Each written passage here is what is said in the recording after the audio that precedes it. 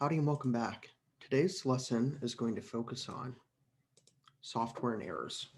We'll begin our discussion today by discussing some of the motivations as to why it's important to always write readable code when we're developing our applications. We'll then move into discussing the sources of errors that can present problems in your program. We'll talk about things that your programs should do to helpfully reduce the chances of those errors from presenting. And on this topic, we'll talk briefly about defensive programming. Thereafter, we'll begin our discussion on the different flavors of errors as they present in a C++ application.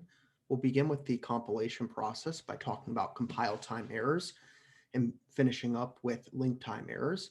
We'll then talk about the two flavors of errors that can present during the running of the executable containing your program. We'll differentiate runtime errors from logic errors, and we'll talk a little bit about both.